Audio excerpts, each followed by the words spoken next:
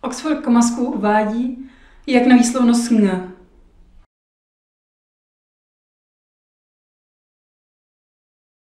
V angličtině jsou zvuky, které jsou pro češtinu cizí, například w, th nebo r. Dnes se budeme zabývat hláskou ng, která se v češtině běžně také vyskytuje. Například ve slově branka vyslovujeme ng a ne n. Neříkáme branka, ale říkáme branka.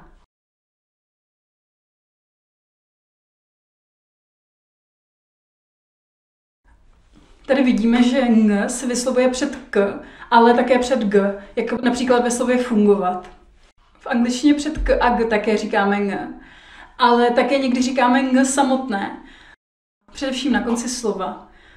A hlavně případně ing, jako running, thinking a podobně.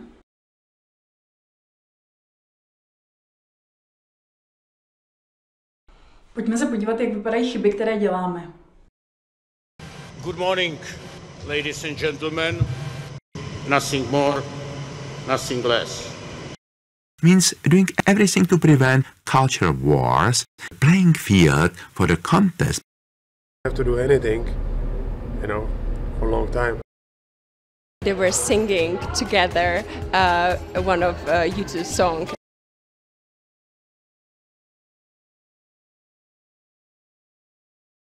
Teď se soustřeďte na rozdíl mezi českou a rodilou výslovností. What is wrong with you? This must have been devastating for the kids. And that is something that I feel she left to us, this ability to understand what true success is. True success is about being happy. And it's about, doing what you have to do to survive, but you have your... I really enjoy interviewing applicants for this management training course. Good morning. Good morning. Good morning. Morning. I think is so surprising in this. He's holding on to a relic of the past that is Daisy Buchanan, but she's a mirage and she no longer exists. But that's what I became fascinated by in portraying him, was his obsession, Slyšel jste rozdíl?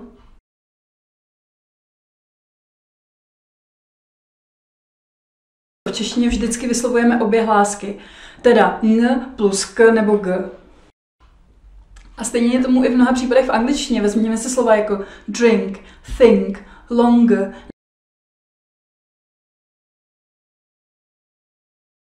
Samostatně se v angličtině ng vyslovuje především na konci slova, a to například v případě ing, doing, thinking.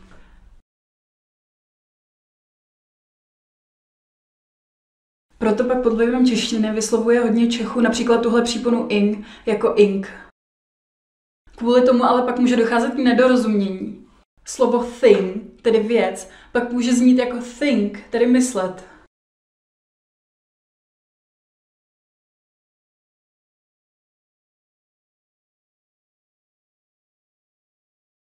Samozřejmě to ale nedělají všichni. Pojďte se podívat na příklady známých osobností, které to vyslovují správně.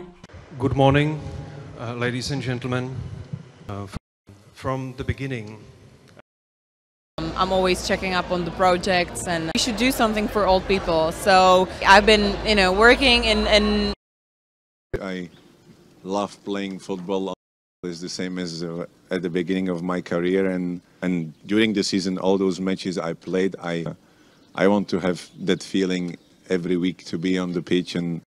Pozor, ale nepleťte si to se slovy jako change, strange nebo range, kde vyslovujeme j. A také pozor na stupňování přízdavných jmen a příslovcí. Například slovo long vyslovujeme pouze z ng na konci, ale když chceme říct longer, tak tam už g vyslovujeme.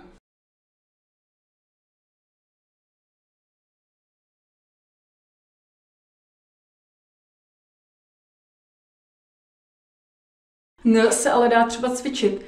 Vezměte si slovo Anglie a zkuste si říct Anglie. Zkuste protáhnout to ng, abyste si ho pořádně vychutnali. Jako Anglie. A teď si představte, že tam není g, a říkáte jenom Anlie. Můžete si taky cvičit číst nahlas libovolný text a třeba si v něm podtrhat nebo nějak zvýraznit. Tady jsou příklady hodně běžných slov, která mohou být problematická. Nothing. Along. Amazing. Anything. Thing. Belong. Bring. Feeling. King. Long. Meeting. Morning. Ceiling. Sing. Spring. Washington. Young. Buckingham. Vemte si, že normálně udělat změnu zažité výslovnosti je docela složité, ale hlásku ng už přece znáte a používáte. Myslím, že to nebude problém. Příště se na vás těším.